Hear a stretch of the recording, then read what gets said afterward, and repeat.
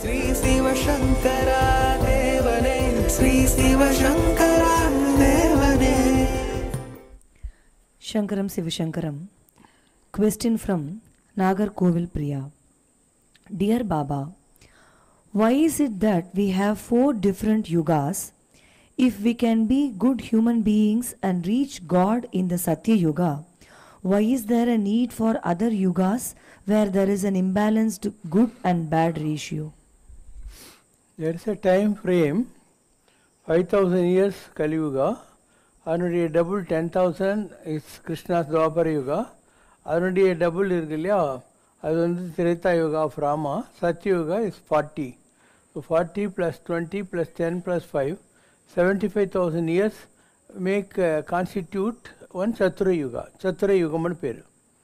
இதில் இந்த சத்தியுகத்தில் எல்லாருமே தவசிகள், காட்டில் மூட்டில் உட்காந்து தவம் பண்ணிக்கிட்டே இருப்பாங்க. 100% நல்லது தான் இருக்கும். அதுக்கப்புறம் ராமர் வந்த காலத்தில் 25% கெட்டது வந்துடும்.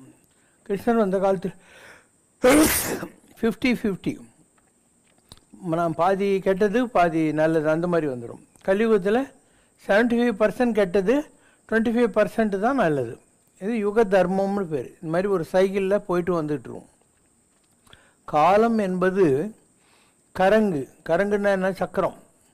காலம் என்பது கரங்கு போல் சுழன்று கீழது மேலது கீழே மாற்றும் தோற்றம் அப்படின்வாங்க. வீல் அப்படியே போயிட்டு வந்துக்கிட்டு இருக்கோம். அதனால் இந்த உலகத்தில் 75,000 வருஷத்துக்கு ஒருக்கா இதெல்லாம் மாறி வந்து கொண்டிருக்கிறது. இப்போ நீங்கள் பார்க்குற இந்த 2025 வந்து இயேசு பிறந்ததுக்கு பின்னால் வந்தது. கலியுகம் 5000 வருஷம் ஆகி 70 வருஷம் ஆகிப்போச்சு. இப்போ 5070 வருஷம் ஓடிக்கிட்டு இருக்குது. ஸோ கலியுகம் முடிஞ்சு சத்தியுகம் ஆரம்பிக்க வேண்டிய நேரம் ஆல்மோஸ்ட் செட் நோ. இப்போ மாறப்போகுது, எல்லாமே மாறப்போகுது. இப்போ தர்மத்தின் வாழ்வுதனை சூதுக்கவும் பின் தர்மம் வெல்லும் அப்படின்னும். உலகத்தில் எல்லாமே அக்கிரமம் அநியாயமெல்லாம் நடக்கும். நல்லவங்கெல்லாம் கஷ்டப்பட்டுக்கிட்டே இருப்பாங்க. இதுதான் யுக தர்மம். நீங்கள் நிறைய பேர் பாருங்கள், நல்லவங்கெல்லாம் கஷ்டப்பட்டுக்கிறாங்க. இதுதான் லட்சணம், யுக லட்சணம். ஒவ்வொரு பஞ்சாங்கம் நீங்கள் வருஷம் படிக்கிற போது அதில் இந்த வருஷத்தில் இப்படி இருக்கும் அப்படி இருக்கும், ஏன்னா இந்த வருஷத்துக்கான பஞ்சாங்க புருஷன் இந்த தோற்றத்தில் வந்திருக்கான் அப்படின்னு சொல்லுவாங்க. அந்த மாதிரி ராமர் வாழ்ந்த திரேதா யுகத்தில் வந்த அந்த பஞ்சாங்க புருஷன், காலபுருஷன் சொல்லுவாங்க. அவன் கையில் வில்லம்பு, இன்னொரு கையில் தர்பக்கட்டு வச்சுட்டு வந்தான். அப்போ ஏன்னு கேட்குறான். அப்போ பிரம்மா கிட்ட அவன் சொல்கிறான், நிறைய யாகம் ஹோமம்லாம் நடக்கும், அதுக்காக தர்பக்கட்டு. அதை அழிக்கிறதுக்காக அசுரர்கள்லாம் இருப்பாங்க, அவங்கள அழிக்கிறதுக்காக ஒருத்தன் வில்லம்போடு வருவான், அதுதான் இந்த கையில் வில்லம்பு அப்படின்னாங்க. இந்த கலிபுருஷன் எப்படி தெரியுமா வந்தான்? நல்லா தண்ணி அடிச்சுட்டு ஒரு பொண்ணு தோல் மேலே கையை போட்டுன்னுட்டு தள்ளாடிக்கிட்டு வர்றான். என்னடா பாவி இப்படி வரையேன்னு கேட்குறான் பிரம்மா. இந்த கலியுகத்தில் எல்லாருமே வந்து செக்ஸ் மேனேஸ் ஆகிடுவானுங்க, எல்லோரும் தண்ணி கிண்ணி அடிப்பானுங்க, அதனால் இதுதான் யுக தர்மம், நான் தள்ளாடிக்கிட்டு வர்றேன், கூட பொம்பளையை வச்சுட்டு வந்திருக்கேன் அப்படின்னு சொல்லுவான். இப்போ நீங்கள் அதுதானே பார்க்குறீங்க. உலகத்தில் என்னெல்லாம் நடந்துக்கிட்டு இருக்குதோ அதெல்லாம் நீங்கள் இன்றைக்கி பார்க்குறது தான் யுகத்தோட லட்சணம். ஒரு பெரிய மகான் இருந்தார், காலஜானம் அப்படின்னு. அந்த காலஜானம் எழுதின வீரபிரமேந்திர சுவாமிகள் இருக்கார் இல்லையா, அவர் கடப்பா தன்னுடைய கருத்துக்கள் எல்லாம் எழுதி ஒரு புளியா மரத்தடியில் புதைச்சி வச்சுட்டு போனார். அது வச்சுட்டு காலம் வர்றபோது இதெல்லாம் வெளியெடுக்கலான்ட்டு சொல்லிட்டு போயிட்டார் அவர். இன்றைக்கும் அவருக்கு அந்த இடத்துல காலஞானம் எழுதியவருக்கு கோயிலெலாம் இருக்குது. ரொம்ப இப்போ ஏழைங்கெல்லாம் எப்பார் சாப்பிட்றதுக்காக உட்காந்துருப்பாங்க. அது மாதிரி ஒரு பெரிய வைப்ரேஷன் அந்த மாதிரிலாம் இருக்கிற கோயிலில் என் டி ராமராவ் கூட அந்த சினிமா ஒன்று நடிச்சிருக்கார். ரொம்ப காலஞானம் உள்ள அந்த வீரபிரமேந்திர சுவாமியாக அவர் நடிச்சிருக்கார்.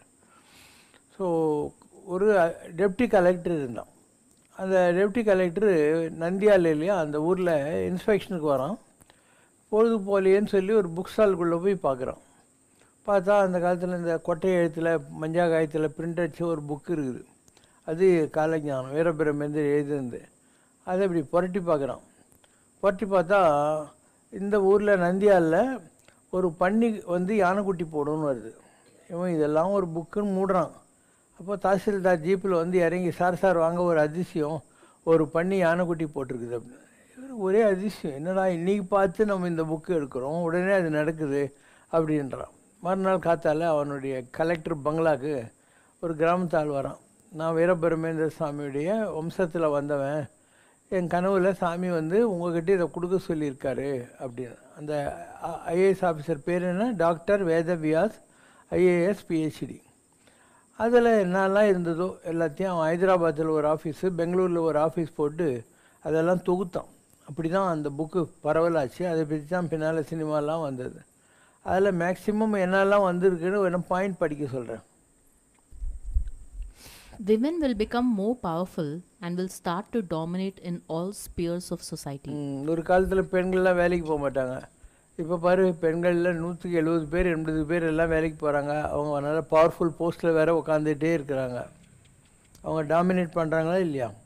அவ்வளோ என்ன, உங்கள் ஜெயலலிதா, இந்திரா காந்தி, இந்த மாதிரி எவ்வளோ பெண்கள், ஐயோ யூபியில் அவர் இருந்தால கன்ஷிராமனுடைய மாயாவதி, மம்தா பானர்ஜி, எவ்வளோ பேர் பாரு, அவங்கெல்லாம் வந்துட்டாங்களா இல்லையா? இன்றைக்கி பெரிய பெரிய கம்பெனிலெல்லாம் சிஇஓ அந்த மாதிரி டாப் பொசிஷனில் இருக்கிறதெல்லாம் லேடிஸ் தான் இருக்கிறாங்க. Kings will fold hands before the people and stand. There will be explosions all across the country so many times. There will be a tremendous fight in Kashmir, and also there will be a big war and fight in the holy city of Kashi. People of higher castes will become inauspicious and will lose their prominence. The idol of the Tiruvallur Revira Raghava Swami will start to sweat. The idol Veeraraghava சுவாமி கோயில் இல்லையா திருவள்ளூர், அந்த விக்கிரகம் வேத்து கொட்டும். The idol of Kanchi Kamakshi will cry and tears will come out of the idol's eyes. Kanchi Kamakshi அம்மன் கண்ணில் இருந்து கண்ணீர் வழியும். The right hand of the Venkateswara Swami idol in Tirupati will move. The Kanchi Kamakoti Peetam will have a person of the lowest caste heading it in the future. The Christians and Muslims will go to Tirumala and worship the deity there. During the end of Kali Yuga, as people lose their faith, the temple of Tirupati will lose its prominence and pigs will roam in the temple with no one to take care of its upkeep. The river Krishna will touch the nose ring of the Kanakadurga idol in Vijayawada at the end. விஜயவாடாவில் Kanakadurga கோயிலில் கோபுரம் வரைக்கும், ஸ்ரீசைலம் சிவன் கோயில் வரைக்கும் தண்ணி Krishna river Godavari ரிவர்லேருந்து மேலே போகணும். பார்த்தீங்களா இல்லை நீங்கள்? ஃபியூ இயர்ஸ்க்கு முன்னாடி தண்ணி அது வரைக்கும் போச்சா இல்லையா? 6 major religions will combine to become one religion. All the prostitutes will leave their profession and live respectable lives by marrying. In the end of Kali Yuga, people who believe me will be very poor and insignificant. A lot of false gurus will come all over the time till the end of Kali Yuga, but the real Kalki, when he comes, he won't say that because everyone will know in their hearts. வேறு ஒரு short version இருக்குது. The real avatar of God, The avatara of God, who shall appear on this earth by the end of the 20th century, is clearly described as the God of gods. 20ஆம் நூற்றாண்டு முடிகிற போது வரக்கூடிய ஒரு அவதார புருஷன், இது வரைக்கும் வந்த எல்லா அவதார புருஷரை விடையும் பவர்ஃபுல்லாக இருப்பான். காட் ஆஃப் ஆல் காட்ஸ் அப்படின்னா தேவாதிராஜன் அப்படின்னு. தேவராஜனா இந்திரன், தேவாதிராஜனா எல்லாருக்கும் மேலான தேவனை, தேவாதி Rajan. Let there be no mistake, the real avatara of God, Lord Kalki, is no religious fakir. எல்லாரும் நல்லா தெரிஞ்சுக்கோங்க, அவர் வந்து ஒரு ஆன்மீக பக்கிரி கிடையாது, or sadhu, சாது கிடையாது, or a saffron clad recluse. கஷாய வஸ்திரம் தரித்த ஒரு சன்னியாசியும் கிடையாது. In fact, he is not a religious person at all, அந்த ரிலீஜியஸ் பர்சனே கிடையாது. but a world leader, a born yogi with political insight and spiritual vision to create one humanity. அவர் பிறப்பிலேயே யோகியாக பிறந்திருப்பார். உட்கார்ந்த இடத்துலேயே உலகத்தில் என்னெல்லாம் நடக்குதுங்கிறத புரிந்து கொள்ளக்கூடிய பக்குவமும் அறிவும் அவர்கிட்ட இருக்கும். This and this alone should help us to identify the coming avatara. அதை வச்சு நீங்கள் அந்த அவதாரத்தை அடையாளம் தெரிந்து கொள்ளலாம் அப்படின்னு. இதெல்லாம் காலஞானத்தில் வந்தது அந்த காலத்தில். ஒவ்வொன்றா அந்த ஆள் ஒரு வேதிக் யூனிவர்சிட்டி ஃபார்ம் பண்ணான், அதை வச்சு இதெல்லாம் தொகுத்தான், அதெல்லாம் நடந்துக்கிட்டு ஒவ்வொன்றா வந்துக்கிட்டு இருக்கு பல விஷயங்கள். Question from Govindan sir. இறைவன் ஒரு பேரொளி என்று தாங்கள் கூறுகிறீர்கள். அவ்வாறு பேரொளியாக இருக்கும் இறைவன் ஒலி வடிவமாக இருக்கும் இசைக்கு முக்கியத்துவம் கொடுப்பது ஏன்? ஒரு ரூபா இருக்குன்னா அதுக்கு 2 பக்கம் உண்டு. இந்த பக்கம் பூ, அந்த பக்கம் தலைன்னுவாங்க இல்லையா, அந்த மாதிரி. ஸோ கடவுள் ஒலி வடிவாக இருக்கிறான், ஒளி வடிவாக இருக்கிறான். In one side is a sound, the other side is a light, லுமினஸ்ன்னு சொல்லுவாங்க. அது எது? அது ஓம். ஸோ ஓம்காரத்தினுடைய சவுண்ட் ஃபார்ம் இருக்கு இல்லையா, அதுதான் பிள்ளையார். ஓங்காரத்தினுடைய லுமினஸ் ஃபார்ம் இருக்கு இல்லையா, அதுதான் முருகர். அப்போ நீங்கள் யாரை பிள்ளையார் முருகர்னு சொல்கிறீங்களோ சைவத்தில், வைஷ்ணவத்தில் யார் நரசிம்மர் சுதர்சரன்னு சொல்கிறீங்களோ அதெல்லாம் ஒன்றே தான். Narasimhar is equal to Pillaiyar, Sudarshanar is equal to Murugar. அதே தான் இங்கேயும் இருக்குது. அதனால் ஒன்று ஒலி, ஒன்று ஒளி. ஓசை ஒலியலாம் ஆனாய் நீயே அப்படின்னு தேவாரத்தில் வர்றதுக்கு அதுதான் அர்த்தம். பைபிள் என்ன வரும்? முதலில் வார்த்தை இருந்தது, வார்த்தை ஆண்டவனாகவே இருந்தது, அது ஆண்டவனோடு இருந்தது அப்படின்னா அந்த வார்த்தை என்ன? ஓம். இந்த உலகத்தில் முதல்ல பிக் பேங் தியரி என்ன? சத்தம். அந்த சத்தம் என்ன? ஓசை. அப்போது பரமண்டலத்தில் ஒரு பிதா இருந்தார், அவரது வலது தொடையில் மனுஷபுத்திரன் அமர்ந்து கொண்டிருந்தான் அப்படின்னு பைபிளும் சொல்லுது. அதே தான் பிள்ளையார் சிவனுடைய மடியில் உட்காந்துருந்தார் என்று நம்முடைய ரிலிஜனும் சொல்லுது. அதனால் ஆதியில் ஒன்லி சவுண்ட் இருந்தது, ஸோ ஆகாசத்தில் சத்தங்கள். அதனால தான் எல்லா வேத மந்திரங்களும் ஆகாசத்திலிருந்து யாரோ ஒரு மகான் காதில் கேட்டு உங்களுக்கு கொடுத்தாங்க. அவங்க மந்திரங்களுடைய கிரியேட்டர்ஸ் கிடையாது. They are all the recipient. ஆகாசத்தில் இருக்கிற ஏதோ ஒரு மந்திர சத்தத்தை வாங்கி ஜனங்களுக்கு கொடுத்தவங்க. அதனால தான் ஒவ்வொரு மந்திரம் சொல்கிற போதும் நீங்கள் சொல்வீங்க, இந்த மந்திரம் இந்த சந்தத்தில் அமைந்திருக்கிறது, அனுஷ்டிப் சந்தகா, விஸ்வாமித்திர மகரிஷி தான் இதை வாங்கி பூமிக்கு கொடுத்தாரு, ஜபே வெனியோக அப்படின்னு சொல்லி நான் இப்போ மந்திரத்தை சொல்ல போகிறேன் அப்படின்னு சொல்லுவாங்க. ஸோ எந்த ஒரு மந்திரமும் கூட ஆகாசத்தில் இருந்த சத்தத்தை வாங்கி இந்த உலகத்துக்கு கொடுத்த யாரோ ஒருத்தர் தான். அதனால் இன்னும் எவ்வளோ மந்திரங்கள் ஆகாசத்தில் இருக்கலாம், அதெல்லாம் இன்னும் நமக்கு வாங்கி கொடுக்கறதுக்கு ஆளுங்க வரல. ஆகாசத்தில் சத்தம்தான் இருக்குது. கடவுள் அதுக்கு கீழே வர்றபோது சத்தத்துக்கு கீழே ஸ்பரிசம், அந்த சத்தம் காற்று இல்லையா, அது நம்மளை தொடர்றது நமக்கு தெரியுது. அதனால் சத்தம் ஸ்பரிசம். அதுக்கு கீழே போகிற போது சத்தம் தண்ணி இல்லையா, அதுக்கு ஒரு உருவம் வருது. நீ ஜக்கில் எடுத்தால் மக்கில் எடுத்தால் ஒரு உருவம் வருது. அதுலேயும் சலசல பலபலான்னு சொல்லி சத்தமெல்லாம் வருகிறது. ஸோ 3. அதுக்கடுத்து கீழே பெட்ரோல் எல்லாம் போகிறோம் இல்லையா, அதில் 4 இருக்குது. பூமியில் வரும்போது 5 இருக்குது. மெய், வாய், கண்மூக்கு, செவி. இது சுவை, ஒளி, ஊறு, நாற்றம் அப்படின்னு சொல்லக்கூடிய 5 ஃபங்க்ஷன்ஸு இந்த பூமியில் இருக்குது. அதனால் இந்த உலகத்திலே இந்த 5 பொருள்களில் பூமி தான் ரொம்ப டாப். நீங்கள் இந்த பூமியில் தான் இந்த 5 பொருள்களையும் உங்கள் உடம்புல வச்சுக்கிட்டு இருப்பீங்க. இந்த இடத்துல இருந்து இருக்கிறது ஆகாசம், அதுக்கு கீழே இருக்கிறது காற்று, அதுக்கு கீழே இருக்கிறது வாட்ரு, அது கீழே இருக்கிறது நெருப்பு, இந்த உடம்பு மண்ணில் செஞ்ச பூமி. ஸோ நீ எவ்வளோ பெரிய ஆளாக இருந்தாலையும் தவம் செய்யணும், உயர்ந்த நெறிகளை தொடரணுன்னா மனுஷனாக பிறக்கணும். மானிடராக பிறப்பதற்கே மாதவம் செய்திட வேண்டுமம்மா அப்படின்வோம். அப்போது பெரிய தவம் செஞ்சவன் தான் மனுஷனாக பிறக்க முடியும். அதனால் அரிதறிது மானிடர் ஆதல் அரிது. மனுஷனாக பிறக்கிறதே ரொம்ப கஷ்டம். மானிடராக பிறந்த காலையும் கூணு, குருடு, செவிடு, முசுடு எல்லாம் இல்லாமல் இருக்கிறது கஷ்டம். அதுக்கு பின்னால் தானம் நிறைய செய்யணும், தவம் நிறைய செய்யணும். தானமும் தவமும் தாம் செய்வராயின் வானவர் நாடு வழி திறந்திடுமே அப்படின்னு. So you're all blessed to be born as humans. And இதில் நீங்கள் நிறைய தானம் பண்ணணும், நிறைய தவம் பண்ணணும். தானம்னா என்ன? துட்டு கொடுக்கறது மாத்திரம் இல்லை, நம்மக்கிட்ட இருக்கிற அறிவை கொடுக்கறது, இது மாதிரி ஈவன் எண்ணத்தை கொடுக்கலாம்.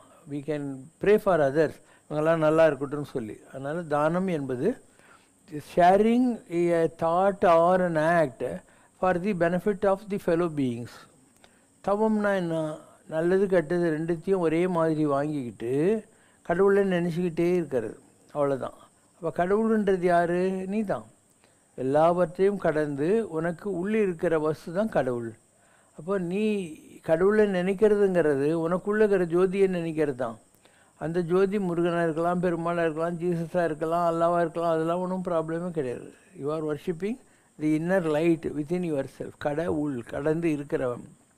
அப்போ மனதானே, மனதில் நின்ற கருத்தானே, கருத்தறிந்து முடிப்பான் தானே. உங்கள் மனசுக்குள்ளே தான் கடவுள் இருக்கார். அதில் தோன்றுகின்ற 1000 வாசல் இதயம், 1000 எண்ணங்கள் உதயம் இல்லையா, அதுவும் கடவுள் தான். அதை முடிக்கிறது இருக்கு இல்லையா, அந்த பவர், அதுவும் கடவுள் தான். ஸோ எல்லாமே நம்மக்கிட்ட தான் இருக்குது. நம்மக்கிட்ட மாத்திரமா இருக்குது. உலகத்தில் இருக்கிற ஈயெறும்பு முதலாகிய எல்லா ஜீவராசியும் கடவுள் தான். நம்மக்கிட்ட இருக்கிற அதே மாதிரியான பவர் கடவுள் அதுங்களுக்கும் கொடுத்துருக்காரு. நான் ஏற்கனவே சொல்லியிருக்கேன். இப்போ மனுஷன் இருக்கான்னா அவனுக்கு மகாலட்சுமி ஹார்ட்டில் வச்சாங்க. ஏன்னா நெஞ்சம் சிவக்க அருள்வாயை தான தர்மமெல்லாம் பண்ணோம். அப்போ ஹார்ட்டில் நமக்கு கருணை வரணும், அதுக்காக அந்த மாதிரி பண்ணாங்க. இதே மாடு இருக்குது, அதுக்கு மகாலட்சுமி எங்கே இருக்குது, அது பால் கறக்குது இல்லையா, அந்த இடத்துலையும் பின்பக்கத்தில் கௌமியம் சாணியெல்லாம் வருது இல்லையா, அங்கே இருக்குது. ஏன்னா அதுதான் உங்களுக்கு யூஸ் ஆகுது.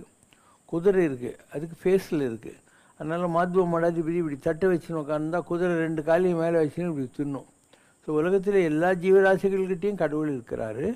இருக்கிற இடம் மாத்திரம் ஒவ்வொரு படைப்புக்கும் மாறிக்கிட்டே இருக்கும் இல்லையா. இந்த அளவுக்கு நுணுக்கங்கள் ஆன்மீகத்தில் இருக்கின்றன. நம்ம பெரியவங்களுக்கு இதெல்லாம் தெரியும்.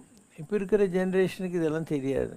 அவங்களுடைய எஜுகேஷன் எதுக்கும் உதவாத ஒரு மெக்காலேஸ் எஜுகேஷன். 19ஆம் நூற்றாண்டில் மெக்காலேன்னு ஒருத்தன் வந்தான்.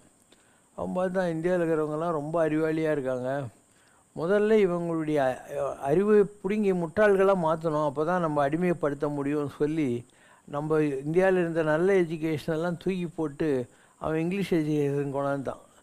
ஏபிசிடி இதெல்லாம் கொண்டாந்து நம்ம ஏதோ அது பெரிய விஷயம்னு நினச்சிட்டு ஒரு ஃபுல் ஷர்ட்டு போட்டு டர்பன் கட்டிக்கின்னு டை வேறு கட்டிக்கிட்டு வேஷ்டிக்கு மேலே வெள்ளைக்காரங்கிட்ட பெரிய பெரிய படிப்பாளிங்கெல்லாம் ராம்சாமிலியார் லட்சுமணசாமிலியார்லேருந்து எல்லோரும் வேலைக்கு போன காலம்லாம் இருக்குது இல்லையா. காரணம் அவன் நம்மளை வேணும்னே இப்படி பண்ணான், உருப்பட விடாமல் பண்ணிவிட்டான். ஸோ அடிமையாக இருக்கிறது பெரிய விஷயம்ன்ற அளவுக்கு நம்மளை ஏமாற்றி விட்டானுங்க. அவன் அதெல்லாம் பண்ணவன் 19th செஞ்சுரியில் மெக்காலே. ஸோ நிறைய பேர் வெளிநாட்டிலேருந்து வந்தாங்க. அவங்க அங்கே போய் சொல்லிட்டாங்க, இந்தியாக்காரங்கக்கிட்ட நம்ம கற்றுக் கொடுக்கறதுக்கு ஒன்றுமே இல்லை, அவங்க நம்மளை விடவும் பாரம்பரியமான அறிவோட ரொம்ப ஜென்ரேஷன்ஸாக இருக்கிறாங்கலாம் சொன்னானுங்க. அங்கே போய் சொன்னாங்க. ஆனால் மெக்காலே தன்னுடைய தந்திரத்தினால இதெல்லாம் மாற்றி இங்கிலீஷ் எஜுகேஷன் கொண்டாந்தான். நம்ம ஆளுங்க பெரிய அறிவாளிங்க. நம்மக்கிட்ட இருந்தவங்கலாம் அந்த மாதிரி தான். ரைட் ஆனரபிள் சீனிவாச சாஸ்திரின்னு ஒருத்தர் இருந்தார். அவங்கெல்லாம் பேசுகிற இங்கிலீஷுக்கு வெள்ளைக்காரனே மிரண்டு போயிடுவான். அவங்க சும்மா அடிச்சு விடுவாங்க ஏதாவது ஒன்று. அந்த ஃப்ளோவில் டெலபுட்டாலிட்டி with which the function was celebrated, அவன் இப்படி ஒரு வார்த்தை இருக்குது போல இருக்குதுன்னு டிக்ஷனரியில் டெலபுட்டாலிட்டின்னு சேர்த்துக்கிறான். நிஜம். ஸோ எல்லாம் இப்படி தான் இருக்கும். அதான் இவங்க மேய்ச்சிட்டானுங்க. அவங்க கிட்ட படித்து அவங்கள மேய்ச்சிட்டாங்க. ரொம்ப டிஃப்ரெண்ட்டாக இருக்கும் இவங்க சொல்கிறதெல்லாம். After a long meditation I came to the conclusion that the Indian education is in a position that needs alteration. பார்த்துருக்காரு. நம்ம சர் சி வி ராமன் பெரிய நோபல் பிரைஸ் வாங்கின விஞ்ஞானி. அவர் என்ன பஞ்சகச்சம் கட்டின ஒரு பிராமணன் தான். நீங்கள் சிக்காகோவில் சயின்ஸ் மியூசியத்துக்கு போனீங்கன்னா வானத்தில் எந்தெந்த நட்சத்திரம் எங்கெங்கே இருக்குதுன்னு சொல்லி டெலஸ்கோப் கண்டுபிடிக்கிறதுக்கு முன்னாலேயே இந்த ஆள் தான் கண்டுபிடிச்சான் அப்படின்னு அவனுடைய ஃபோட்டோ கூட சிக்காகோவில் சயின்ஸ் மியூசியத்தில் மாட்டி வச்சுருக்காங்க. சிவராத்திரி, நவராத்திரி, கிருஷ்ண ஜெயந்தி போன்ற எந்த ஒரு விசேஷமான வழிபாட்டுக்கும் இல்லாத ஒரு வைபவமாக களிமண் பிள்ளையாரை விநாயக சதுர்த்தி முடிந்த 3ஆம் நாள் ஓடும் தண்ணீரில் கரைக்க வேண்டும் என்று சொல்கிறார்களே, இதன் காரணம் என்ன? ஒரு கிறிஸ்டியன், ஒரு முஸ்லீம், ஒரு ஹிந்து, இவங்க 3 பேரும் தண்ணியில் முழுகினே இருந்தாங்க. தேவர் சிங்கிங், ட்ரௌனிங். அப்போது இயேசு போய் கிறிஸ்டியனை காப்பாற்றிட்டாரு, முகமது நபி போய் முஸ்லீமை காப்பாற்றிட்டாரு. பிள்ளையார் பிள்ளையார் பிள்ளையாருன்னு கத்துறான். அந்த ஆள் என்ன பண்ணுறாரு, டான்ஸ் ஆடுறாரு. ஐயோ ஏன் அவங்கெல்லாம் காப்பாற்றுறாங்கன்னாக்கா, நீ என்ன தண்ணியில் முக்கடிச்சு டான்ஸ் ஆடினல படு அப்படின்னு. இந்த பிள்ளையார் வழிபாடுங்கிறது மகாராஷ்டிராவில் பாலகங்காதர திலகர் கொண்டு வந்தது. மக்களை ஒருமைப்படுத்தணும், அரசியல் பண்ண முடியாத ஒரு பிரிட்டிஷ் ரூலு. அதனால் விநாயகர் சதுர்த்திக்கு பெரிய பெரிய பொம்மைங்களெல்லாம் பண்ணி அதை வச்சு பண்ணாங்க. வெள்ளைக்காரன் அப்ஜெக்ட் பண்ணலை, ரிலீஜியஸ் மேட்டர்னு சொல்லி விட்டுட்டான். ஸோ அப்படி தான் இந்த விநாயகர் வழிபாடு அங்கே வந்தது. தமிழ்நாட்டில் விநாயகர்ன்றது நரசிம்மவர்ல பல்லவனுடைய சேனாதிபதியாக இருந்த பரஞ்சோதி வாதாபி கணபதியும் சொல்லி வாதாபியில் போய் புலிகேசி எல்லாம் சண்டையில் கெழிச்சிட்டு வந்தார் இல்லையா, அப்புறம்தான் பிள்ளையார் இங்கே வந்தது. அதனால தமிழ்நாட்டில் அந்த அளவுக்கு மகாராஷ்டிராவில் இருக்கிறவருக்கு பிள்ளையார் வழிபாடு தமிழ்நாட்டில் இருக்குது, இங்கே முருகனுடைய வழிபாடு இருக்கும். இப்படி இது எல்லாமே பெங்காலில் பார்த்தீங்கன்னாக்கா காளி வழிபாடு இருக்கும். நார்த்தில் போய் பார்த்தீங்கன்னா ராமர் கிருஷ்ணர் இதெல்லாம் இருக்கும். இன்னும் நிறைய இடங்கள்லாம் ஆஞ்சநேயர் இருக்கும். இதெல்லாம் வந்து அந்தந்த காலங்களில் அங்கங்கே இருந்த லோக்கல் பாப்புலேஷனால் வந்தது, அவ்வளோதான். அவங்க எதை பிடிச்சாங்களோ அதில் சீரியஸாக அவங்க பண்ணாங்க. மகாராஷ்டிராவில் வர்க்காரிகள்னு இருந்தாங்க. வர்க்காரிகள்னால் நம்ம ஊர் பாகவதர் மாதிரி. இவங்க தான் அந்த பாண்டரங்கனுடைய பஜனை கல்ட்டை கொண்டு வந்தாங்க. பன்றிபுரத்துக்கு வர்றது, பாட்டு பாடுறது, டான்ஸ் ஆடுறது இதெல்லாம் கொண்டு வந்தாங்க. அதனால் இது வந்து ஒரு சோஷியல் கஷ்டமே தவிர இந்த கடவுள் அந்த கடவுளுன்றதெல்லாம் வந்து மக்களுடைய மனசில் இருக்கிற விஷயங்கள். உலகத்தில் ரெண்டாவது கடவுள் கிடையாது, இருக்கிறதே ஒரே கடவுள் தான். ஸோ ஆ ஓ மா அப்படின்னா OHM AUM. இதில் ஏ அப்படின்றது பிரம்மா, யூ அப்படின்னா விஷ்ணு, அப்படின்னா சமஹாரம் அப்படின்னு அர்த்தம். ஸோ ஏயும்னாலையும் OHMனாலையும் எதை சொன்னாலையும் அது இந்த ஹோலி டிரினிட்டின்னுவாங்க. ஹோலி டிரினிட்டினா என்ன? இந்த மைக்கில் ஒரு பாசிட்டிவ் நெகட்டிவ் ஒயர் இருக்குது. இது தவிர பூமியில் எங்கேயோ ஒரு இடத்துல ஒரு ஆணி அச்சு மாட்டி வச்சுருப்பாங்க, அது எர்த்து, அதுதான் பிரம்மா. இதுக்குள்ளே இருக்கிறது பாசிட்டிவ் நெகட்டிவ் இல்லையா, இதுதான் சங்கர நாராயணான்னு சொல்கிறது. உலகம் பூராவும் ரெண்டாவது கிடையாது, ஒரே சத்தியம்தான். அது மக்களுக்கு புரியாததுனால உருவங்கள் எல்லாம் வந்தன. இல்லைன்னா ரெண்டாவது கடவுள் இல்லை, ஒரே ஒரு கடவுள் தான் உலகத்தில் இருக்கார். உனக்கு எந்த ஃபார்மில் பிடிக்குதோ பாரு. உனக்கு தண்ணி தாகம், நீ வந்து தண்ணீர்னு கேளு, நீர் இஸ்தாரா அப்படின்னு கேளு, நீர் கொடுத்தீரான்னு கேளு, பானி தீஜியன்னு, வாட்டர் ப்ளீஸ்ன்னு கேளு, உனக்கு வேண்டி தண்ணி இல்லை. தனது அகங்காரத்தாலும் ஈசனுடைய கோபத்தாலும் கைலை மலையின் அடியில் சிக்கிக்கொண்ட ராவணன் அந்த துன்பத்திலிருந்து விடுபட ஈசனை புகழ்ந்து பாடிய பாடல்தான் சாமகானம் என்று சில ஆன்மீக பதிவுகளும், இல்லை அது சிவதாண்டவ ஸ்தோத்திரம் என்று வேறு சில ஆன்மீக பதிவுகளும் கூறுகின்றனவே. இதில் எது சரி? ராவணன் பாடிய சாமகானம் மக்கள் மத்தியில் புகழ் பெற்ற அளவுக்கு அவன் பாடிய சிவதாண்டவ ஸ்தோத்திரம் புகழ் பெறவில்லையே, இதன் காரணம் என்ன? நமக்கு தெரியல. இல்லைன்னா சிவதாண்டவ ஸ்தோத்திரம் இருக்கு இல்லையா, அவர் ஆனந்த குமாரசாமின்னு ஒருத்தர் சிவதாண்டவ ஸ்தோத்திரத்தை வச்சு டான்ஸ் ட்ராமாலாம் கூட கம்பேர் பண்ணார் ஒரு காலத்தில். அதனால் ஒவ்வொரு லெவலுக்கும் ஒன்று புரியுது. இப்போது வடநாட்டில் நிறைய பாட்டுங்க அவங்களுக்கு தெரியும். கீத கோவிந்தம், ஜெயதேவர் எழுதுந்து அவங்களுக்கு தெரியுது, மீரா பஜன்ஸ் அவங்களுக்கு தெரியுது, கபீர்தாசர் பாட்டு அவங்களுக்கு தெரியுது. மகாராஷ்டிராவில் இந்த அபங் பாடினாங்க இல்லையா, பாண்டரங்கனை பற்றி, அதெல்லாம் அவங்களுக்கு தெரியுது. தியாகையா எல்லாம் வந்து தமிழ்நாட்டில் இருந்தாலையும் தெலுங்கு ஒன்றா இருந்துச்சு இல்லையா, அதனால் தெலுங்கில் அவங்க பாடினாங்க. அப்புறம் கனகதாசா இவங்கெல்லாம் வந்து கன்னடாவில் பாடினாங்க. தமிழ்நாட்டில் நாயன்மார்கள் ஆழ்வார்கள் பாடினாங்க. அதனால் இந்தியா முழுக்க எல்லா லாங்குவேஜ்லேயும் அப்பப்போ இந்த மாதிரி பாகவதர்கள், சங்கீத வித்வான்கள் கடவுளை புகழ்ந்து சித்திரம் பண்ணுறவங்க வந்துக்கிட்டே தான் இருந்தாங்க. ஒரு சைக்கிள் மாதிரி இது வந்துக்கிட்டே தான் இருந்தது. இப்போ உங்களுக்கு அது தெரியாததுனால அது ஏதோ வித்தியாசமாக தெரியுது. அங்கே போய் பார்த்தாக்கா நீ பண்ணுற தேவாரம் திருவாசகம் பிரபந்தம்லாம் அவனுக்கு எங்கே தெரிய போகுது இல்லையா? நீ அங்கே போய் தோடுடைய செவி என்னன்னாக்க அவன் பேன் பார்த்துன்னு இருப்பான்.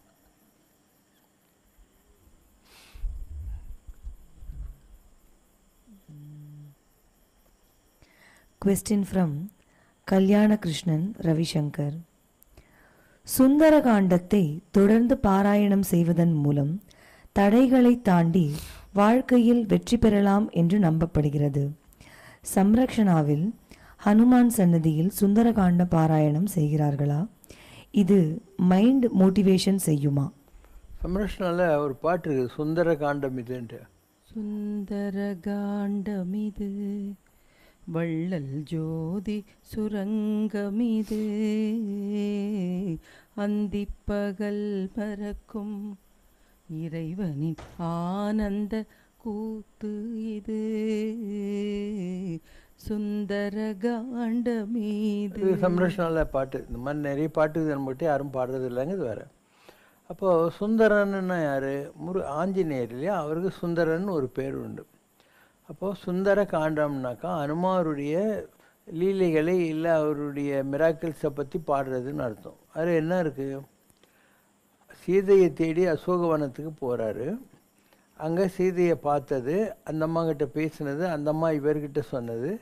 அதுக்கப்புறம் அவருக்கு வாளுக்கு நெருப்பு வச்சது, இலங்கைக்கெல்லாம் நெருப்பு வச்சு போட்டு அவர் ராமன்கிட்ட வந்தது. ராமர் அவருக்காக பார்த்து அந்த நியூஸ் எல்லாம் பகிர்ந்து கொண்டது. ராமர்கிட்டேருந்து கொண்டு போய் கனையாளியை அங்கே கொடுத்தது. அங்கேருந்து அந்த அம்மாவுடைய புரோச்சுன்னுவாங்க இல்லையா, சூடாமணி, அதை கொண்டாந்துட்டு ராமர்கிட்ட இவர் அடையாளமாக கொடுத்தது. இதுதான் சுந்தரகாண்டம் என்பது. எதுக்காக அப்படி வைக்கிறாங்க அப்படின்னா, சீதை என்பவள் ஜீவாத்மா, நம்பலாம். ராமர் என்பவர் பரமாத்மா. இப்போ நாமெல்லாம் இந்த உலகம் என்ற அசோக வனத்தில் வந்து கஷ்டப்பட்டுக்கிறோம். நமக்கு தெரிய மாட்டேங்குது. நான் கடவுளை கும்பிட்டுன்னு இருக்கிறேனே, கடவுளுக்கு இதெல்லாம் தெரியுமா, என் வாழ்க்கையில் இவ்வளோ பிரச்சனை இருக்குது, கடவுள் இதெல்லாம் ஏன் சால்வ் பண்ணாமல் வச்சுருக்காரு அப்படின்னு. நம்ம எல்லாருமே அசோகவனத்தில் இருக்கிற சீதைகள் தான். அப்போது குரு வடிவத்தில் வர்றாரு இல்லையா, அவர் தான் ஆஞ்சநேயர். அப்போ குரு என்ன பண்ணுறாரு, பரமாத்மா கிட்டே போய் நான் போனேன் கேளம்பாக்கத்தில், அவங்கெல்லாம் உட்காந்து சாய்பாபா கோயிலில் உன்னை பற்றி பேசின்னு இருந்தாங்க, பாடிக்கின்னு இருந்தாங்க அப்படின்வார்.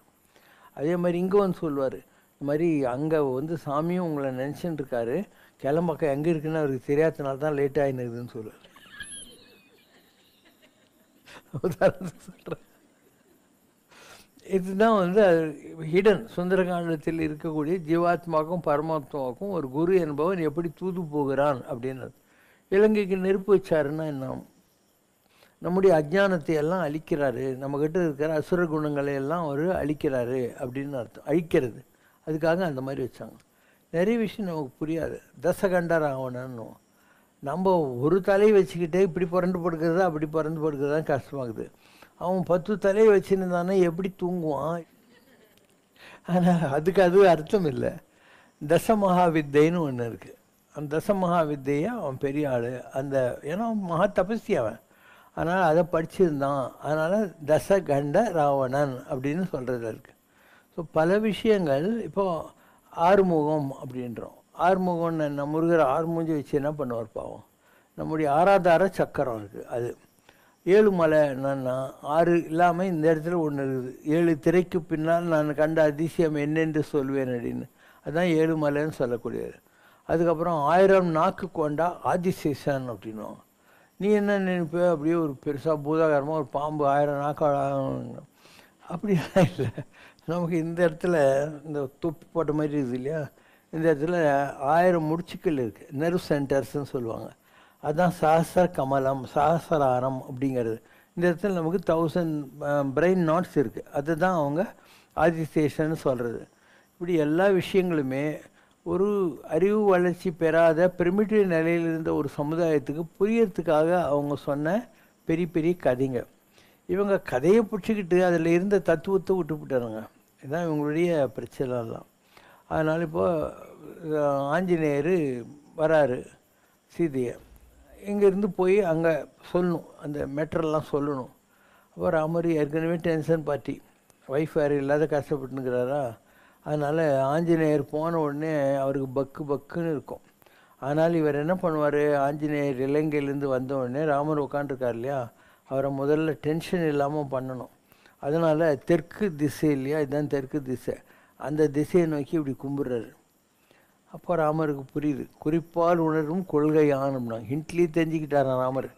தெற்கு திசையில் சீதை இருக்கா, ஆனானப்பட்ட ஆஞ்சநேயன் கும்பிட்ற அளவுக்கு அவள் நல்ல பவரில் இருக்கா, நல்ல நிலைமையில் இருக்கா அப்படின்னு. இது அது முடிஞ்சு போச்சு. அப்போ ராமரை கொஞ்சம் ஆசுவாசப்படுத்தின நிலையில் ராமர்கிட்ட சொல்கிறார், வளவலான்லாம் பேசினா செட் ஆகுது. கண்டனன் சீதையை அப்படின்னா ஐசா சீதான், அவ்வளோதான். இவர் கேள்விக்கு ஃபஸ்ட்டு தெரிய வேண்டியது என்ன, சீதையை பார்த்துட்டேன்ற மாதிரி. சரி, யாராவது சொல்லி பார்த்தியா இல்லை நீயே பார்த்தியான்றது அடுத்த கேள்வி. கண்களால், என் கண்ணால் பார்த்தம்பா. கண்டனன் சீதையை கண்களால். கற்பினுக்கு அணியினை, கற்போடு இருக்கா, ஷீ இஸ் வெரி சேஸ்ட்டு. தசரதனுடைய மருமகள் என்று சொல்லக்கூடிய நிலைக்கும், ஜனகனுடைய மகள் என்று சொல்லக்கூடிய நிலைக்கும், ராமனுடைய பத்னி என்று சொல்லக்கூடிய தகுதிக்கும் உடையவளாக அங்கே இருந்தாள். எப்படி இருந்தாள், கண்ணீர் கடலில் கண்டேன். கண்ணில் இருந்ததை பார்த்தேன். நான் போனபோது ராட்சசிங்கெல்லாம் இருந்தாங்க. ராவணன் வந்தான். ராவணன் வந்துட்டு அவளை தொடக்கூடாதுன்னு இவனுக்கு ஒரு சாபம் இருந்தது இல்லையா, அதனால் அவகிட்ட சொல்கிறான், இறங்கி விடு மகாதேவி அப்படிங்கிற மாதிரி. அவள் திட்டாவின. அப்போ அவன் ராட்சசிங்கிட்ட சொல்கிறான், இவளுக்கு புத்தி சொல்லுங்க அப்படின்னு சொல்லி அவனை திட்டிட்டு போயிடுறான். அப்போது நான் மந்திரம் போட்டேன், எல்லா ராட்சசியும் தூங்க ஆரம்பித்தாங்க. நான் சீதைக்கிட்ட சொல்லணும்னு நினச்சேன். அந்த அம்மா வந்து ராவணன் வந்துட்டு போன சோகத்தில் சுருக்கு போட்டுன்னு சாகிறதுக்காக ரெடியானா. நான் மரத்து மேலே இருந்தேன். ஏன் உன் கலரையும் நான் பச்சைவந்தி மாதிரி மரத்து கலருக்கு மாற்றி இருந்ததுனால டக்குன்னு அவளால் என்னை பார்க்க முடியல. புரியுதா அவனுக்கு? நான் கபுக்குன்னு குச்சேன். அப்போ அந்த அம்மா இப்படி இருந்தா இல்லையா? அப்போ நான் வந்து ராம் ராம் ராம்னு சாக போகிறவங்களுக்கு சஞ்சீவினி மூலிகை கிடச்ச மாதிரி இந்த ராமநாமத்தை கேட்ட உடனே அவளுக்கு ஒரு சந்தோஷம் வந்துச்சு. இதுதான் சீக்வன்ஸ். அவர் எப்படியெல்லாம் பில்டப் பண்ணுறாரு சீனன்றது. அதுக்கப்புறம் ராமருடைய இந்த மோதிரத்தை நான் கொடுக்குறேன். அதை பார்த்த உடனே இந்த பாழா போனாங்க ஜனங்க இருக்கிற ஊருக்கு ராமா உன் மோதிரம் ஏன் வந்தது அப்படின்னு சொல்லி கண்ணில் அபிஷேகம் பண்ணி அந்த மோதிரத்தை ப்யூரிஃபை பண்ணான், புனிதப்படுத்தினாள். அது இதில் அப்போ நான் அவகிட்ட சொன்னேன், அம்மா ராமர் உன்னை நினச்சின்னு தான் உட்காந்துருக்காரு, என்னை அவர் தான் அனுப்பிச்சாரு அப்படின்னு சொன்னேன்.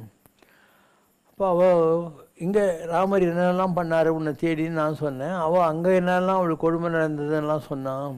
அதுக்கப்புறம் அவள் சொன்னான், திங்கள் ஒன்று இருப்பேன் அன்றில் மாய்க்குவேன். உங்கள் ராமர்கிட்ட போய் சொல்லு, இன்னும் 1 மாதம் நான் இருப்பேன், அந்த ஆள் வந்து என்னை கூப்பிட்டுன்னு போகலன்னு சொன்னால் செத்துப்பிடுவேன்னு போய் உங்கள் ஆள்கிட்ட சொல்லிவிடு அப்படின்னு. திங்கள் ஒன்று இருப்பேன் அன்றில் மாய்குவேன் அப்படின்னு. அதுக்கப்புறம் தலையில் இருந்த சூடாமணியை எடுத்து எனக்கு கொடுத்தா. அதை நான் எடுத்துன்னு வந்திருக்கேன் ராமா, இந்த பிடி அப்படின்னு சொல்லி. அதை பார்த்த உடனே போன உயிர் திரும்பி வந்த மாதிரி ராமருக்கு ஒரு சந்தோஷம் வந்தது அப்படின்னு அதை முடிப்பாங்க. இதுதான் வந்து சுந்தரகாண்டம். ஷார்ட் சுந்தரகாண்டம் இவ்வளோ தான். So why it is so important? ஜீவாத்மாவாகிய சீதைக்கும் பரமாத்மாவாகிய ராமருக்கும் குரு என்ற வடிவத்தில் ஆஞ்சநேயர் தூது போகிறாரு. ஜீவாத்மாவினுடைய நியூஸ் அங்கே சொல்கிறாரு, அந்த நியூஸை இங்கே சொல்கிறாரு. அதனால அதுக்கு ஒரு இம்பார்ட்டன்ஸ். இல்லைன்னா 7 காண்டம் இருக்குது இல்லையா? அயோத்தியா காண்டம், அந்த காண்டம், இந்த காண்டம், இந்த காண்டம் நிறைய இருக்குது அதில். ஆனால் இதுக்கு இம்பார்ட்டன்ஸ் வந்ததுக்கு அதுதான் காரணம். அதனால தான் எல்லா பாகவதர்களும் இந்த பாராயணம் பண்ணி இதை பற்றி எக்ஸ்பிளனேஷன்லாம் கொடுத்துக்கின்னு இருப்பாங்க. ஏன்னா that is the culmination point. அதுக்கு முன்னால் தேடிக்கின்னு இருந்த காட்சி, அதுக்கு பின்னால் யுத்தமெல்லாம் நடக்க போகுது, அதெல்லாம் ஒரு இம்பார்ட்டன்ட் கிடையாது. இந்த ஜீவாத்மாவுக்கும் பரமாத்மாவுக்கும் ஒரு பிரிட்ஜ் மாதிரி கொண்டு வந்து சேர்த்து ஏன்னா அடுத்த படையெடுப்புக்கு ரெடி பண்ணக்கூடிய காட்சிகள் இதில் தான் அரங்கேறுது. அதனால சுந்தரகாண்டம் இஸ் வெரி இம்பார்ட்டன்ட். இதுதான் அதில் வரக்கூடிய பாடல்கள், அதில் இருக்கக்கூடிய சீக்வன்ஸ் எல்லாம். ஓகேவா? பிரம்மமுகடே பரபிரம்மமுகடே பிரம்மமுகடே பரபிரம்மமுகடே பிரம்மமுகடே பரபிரம்மமுகடே தந்தனானாஹி தந்தனானாபுரே தந்தனானாஹி தந்தனானாபுரே தந்தனானா பள தந்தனானா பள தந்தனானா. குறை ஒன்றுமில்லை மறைமூர்த்தி கண்ணா, குறை ஒன்றும் இல்லை கண்ணா, குறை ஒன்றுமில்லை கோ